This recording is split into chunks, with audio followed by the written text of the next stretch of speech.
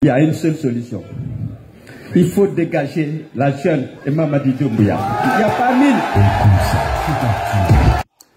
Seydou Dalein Diallo bo wa ƴettirde ni discours wowa ñaaɗirgol ni Seydou Dalein Diallo immi ke dari ke dar ke dara. Je crois que c'est extrêmement utile. Parce que la campagne déclenchée par nos adversaires pour dire que l'UFDG est morte, à force d'être répétée, risque d'être crédibilisée. Mais vous venez d'apporter un démenti formel et éloquent à ces rumeurs qu'on fait courir à dessein pour décourager les militants que vous êtes. L'UFDG, c'est un grand parti qu'on a bâti ensemble. Rarement à travers le monde, vous pouvez trouver un parti aussi bien organisé, dont les militants sont engagés de manière désintéressée, comme vous le faites depuis de longues années. Malgré nos déboires, malgré les adversités, malgré les fraudes électorales, malgré les exactions, les injustices qu'on a subies, le parti reste debout et je suis très fier d'être votre président.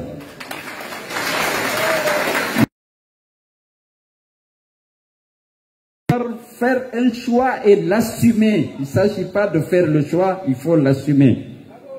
Nous devons tirer les leçons sans complaisance de tout ce que nous avons subi comme injustice, comme exaction, comme échec. Nous avons fondé ce parti pour conquérir le pouvoir par les urnes. Le parti n'a pas de rival en Guinée, même en Afrique, c'est très difficile de trouver un parti aussi bien organisé, dont les militants sont aussi motivés et aussi désintéressés.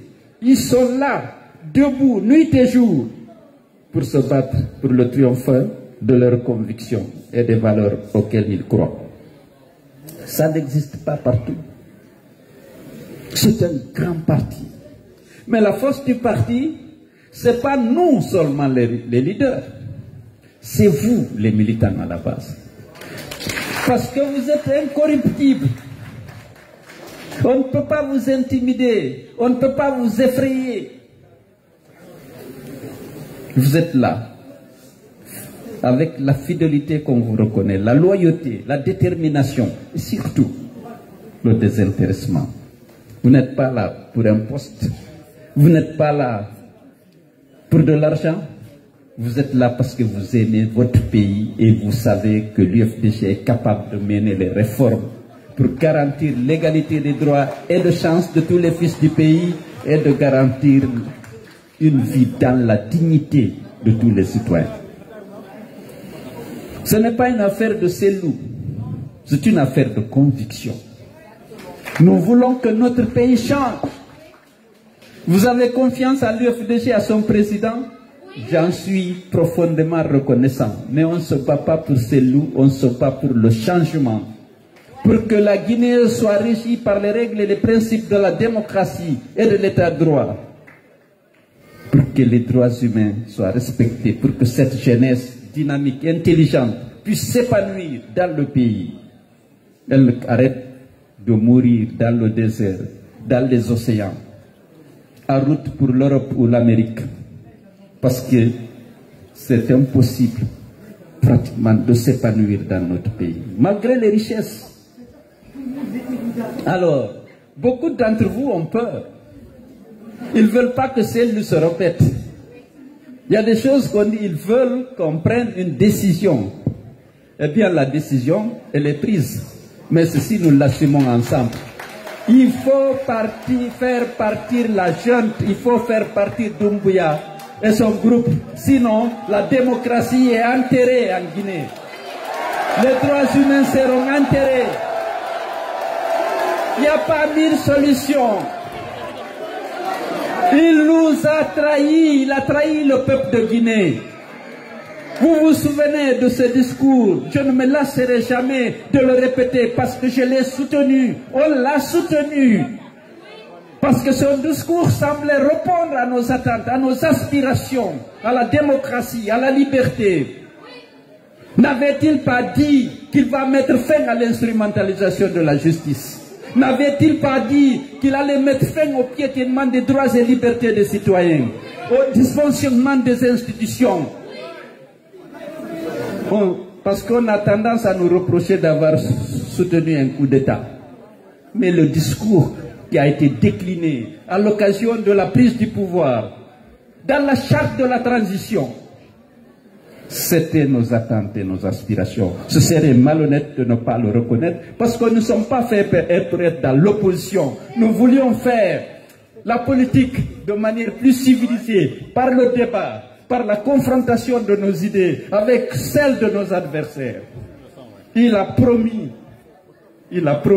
comme nous sommes honnêtes à l'UFDG, on pense que tout le monde est honnête. Malheureusement, ce n'est pas le cas. Alors, il faut le répéter parce que c'est important. Non, on se répète. Lorsqu'il dit qu'il va arrêter le piétinement des droits et libertés des citoyens, il l'interdit l'endurement. Il le met en bonne place dans la charte de la transition qu'il jure de respecter devant le peuple de Guinée, devant la plus haute juridiction de notre pays. C'était devenu un serment d'officier, un serment d'un homme qui a eu la chance d'être la tête de notre pays. Lorsqu'il jure, nous pensions que c'était vraiment de bonne foi. Mais aujourd'hui, les droits et libertés des citoyens. Où sont Fonike Mangé, Biloba, Marwan Kamara, Sadou Nimaga? On ne peut pas ne pas le rappeler, parce que c'est un devoir de parler d'eux, de condamner les actes, l'injustice, la disparition dont ils ont été victimes. Sinon on aura trahi le devoir, si on ne parle pas d'eux. Même si on se répète, j'accepte qu'on me reproche de me reprocher. Mais c'est des gens victimes de leurs convictions. On doit leur rendre hommage. Nul ne sait aujourd'hui s'ils sont vivants ou pas, mais ils doivent savoir que derrière eux, il y a des hommes de foi, de bonne foi, qui ne les oublient pas. Où est aujourd'hui Aliouba? Le pauvre Aliouba, où est-il? Incarcéré, condamné à 2 ans de prison ferme, parce qu'il est leader politique. On ne peut pas ne pas répéter, on ne peut pas ne pas parler de lui. C'est un devoir. Les 65 jeunes qui ont été abattus froidement parce qu'ils manifestaient parfois contre les coupures d'électricité, ils n'ont pas eu droit à la justice. On ne peut pas se taire. Même si on se répète, on doit le faire. Parce qu'on doit dénoncer la folie liberticide de la jeune. C'est des pratiques contraires aux engagements pris, aux serments qu'ils ont prêtés. On ne peut pas ne pas le rappeler. Excusez-moi, je dois me répéter, mais je dois rendre hommage, exiger la libération de Fonike Mangé et dénoncer les disparitions forcées dont lui et les autres ont été victimes. Quelle est la solution? Il y a une seule solution. Il faut dégager la jeune et Mamadi Doumbouya. Il n'y a pas mille.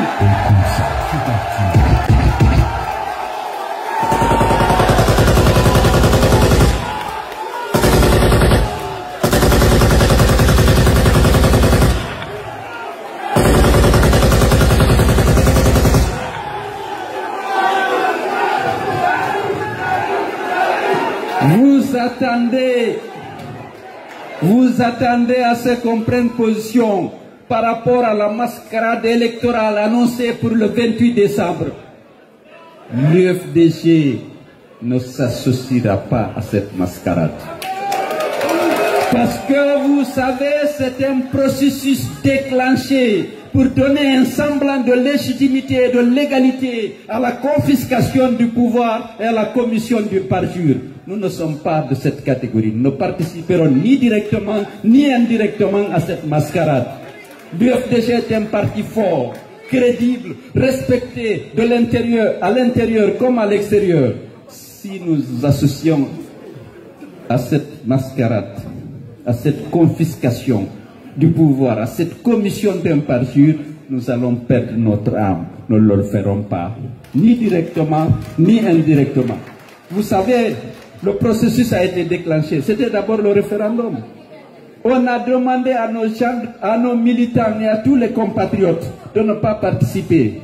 La majorité d'entre eux n'a pas participé. Mais qu'est-ce qui s'est passé? 91% de participation, 89,30% de vote favorable. S'il réussit son coup de force, les résultats qui seront publiés seront comme ceux publiés à l'occasion du référendum. L'UFDG ne participe pas à ça. Nous sommes des démocrates convaincus. Nous allons nous battre. Nous n'allons pas participer à l'enterrement de la démocratie et des libertés publiques dans notre pays. Que ça soit clair, nous n'avons pas de candidat, nous ne soutenons personne, on ne participe pas à une mascarade. On veut la démocratie vraie, où le peuple de Guinée, les citoyens en âge de voter choisiront librement leurs dirigeants au niveau de la commune, au niveau de l'Assemblée nationale et au niveau de l'exécutif. Nous nous battons pour ça. Je dis encore une fois, on ne se bat pas que pour Cellou. On est convaincu que Cellou au pouvoir, il mènera les réformes pour que ces droits publics puissent être exercés pleinement par les citoyens. On se le bat. Mais pour l'instant, on refuse d'être complice, caution d'une confiscation du pouvoir par celui qui avait juré de ne jamais se porter candidat à l'élection organisée pour le retour à l'ordre constitutionnel. Donc je crois que nous sommes d'accord. Maintenant, la décision, il faut l'assumer. Il faut donner les moyens aux forces vives de mener à bon port la lutte. Ça demande votre mobilisation. On compte sur vous. Il faut l'assumer. Aujourd'hui, ils vont parler de Simandou. Je vais ouvrir une petite parenthèse. Simandou, c'est cette montagne qui renferme le meilleur fer au monde encore inexploité sur la planète. Depuis fort longtemps, les compagnies étrangères veulent l'exploiter. Il n'y a pas pareil. Pourquoi ça a retardé? Parce que ceux qui étaient là, certainement cherchaient à maximiser les avantages de la Guinée. La junte prétend qu'elle l'a fait, mais elle dit qu'elle ne publie pas les documents. Ça suscite des interrogations.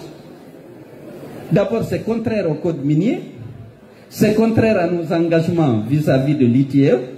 On s'est engagé à publier tous les documents relatifs à l'exploitation des mines, mais également au paiement des redevances qui sont dues à notre pays. Le fait d'avoir le Simandou en Guinée, ce n'est pas un mérite d'un gouvernement, parce que c'est la providence, c'est Dieu qui a donné ça à la Guinée. La demande est forte pour l'exploitation de cette mine. L'industrie mondiale, les aciéries ont besoin de ce fer. Il n'y a pas de concurrent. Qu'est-ce qu'ils ont fait? S'ils ont bien négocié, pourquoi ne publient-ils pas les accords négociés avec les compagnies? La Banque mondiale l'a exigé, l'ITIE l'a exigé, ils refusent, ils disent c'est secret. La seule chose qu'ils disent, on a obtenu 15% d'actions gratuites. Mais dis donc, 15% d'actions gratuites. À CDG, la Première République a obtenu 49% en donnant notre bauxite aux compagnies. 49% d'actions gratuites. Eux, ils ont 15% dans le Simandou. Non, ils disent ça. Ils refusent de dire qu'il n'y a pas d'eau de port à eau profonde. C'est des barges modernes qu'on fait. On va embarquer le fer là et l'envoyer, les minéraliers attendre en pleine mer. Il n'y a pas de port à eau profonde. Ils ne le disent pas. Les partenaires ont accepté de mener des études et s'ils réussissent à mettre en évidence la rentabilité économique et la faisabilité technique, ils vont le faire. C'est ce qui est dit. Ils n'ont jamais dit qu'ils font port à eau profonde. Vous savez, sur le littoral guinéen, le tirant d'eau est très faible. Construire un port à eau profonde, c'est très coûteux. Ceci dit, mais il faut le dire clairement au Guinée, il n'y a pas d'eau. Il n'y a pas de port à eau profonde. Il y a le chemin de fer, 670 km. D'accord, il est là. Et nous avons 15%. Donc, il faut savoir que nous avons 1000 raisons de ne pas nous associer à cette confiscation annoncée du pouvoir par Mamadi Doumbouya. La gouvernance est catastrophique. Vous savez, vous entendez ceux qui adhèrent, ceux qui rejoignent le CNRD. Qu'est-ce que vous voulez?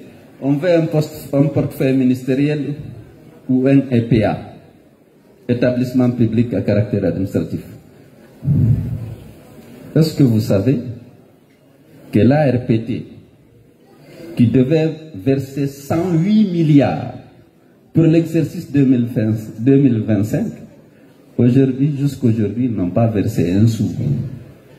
Est-ce que vous savez que EDG doit aux sociétés qui gèrent Caleta et Soapiti est l'équivalent de 2 milliards 300 millions de dollars? Ce n'est pas versé. Parce que les entreprises publiques, les EPC ou les EPA, établissements publics à caractère administratif ou commercial, c'est devenu la source de financement des mamayas et d'enrichissement personnel des dirigeants de notre pays. 1 milliard 392 millions d'arriérés vis-à-vis des sociétés qui sont chargées du barrage. La créance est constituée de quoi? Ces deux sociétés livrent l'électricité à EDG. EDG doit payer pour amortir la dette contractée pour le financement des barrages et pour rémunérer les actionnaires. La Guinée est actionnaire à hauteur de 49% dans l'une des sociétés et au niveau de l'autre à 51%. Mais il ne faut pas s'attendre à des dividendes, puisque les créances sont détenues par une autre société publique qui n'arrive pas à payer. C'est les ressources publiques aujourd'hui ont 3 destinations. L'enrichissement personnel des dirigeants, qui sont devenus des investisseurs immobiliers dans la sous-région, les premiers investisseurs immobiliers. L'achat d'armes et d'équipements pour les forces de défense et de sécurité pour protéger le pouvoir qu'ils ont pris par les armes. Et l'achat de conscience des leaders d'opinion. Il faut le répéter, c'est important. Parce que c'est ça. Ils ont braqué un pays riche. La demande mondiale de nos mines est actuellement très forte. Et les prix sont très élevés.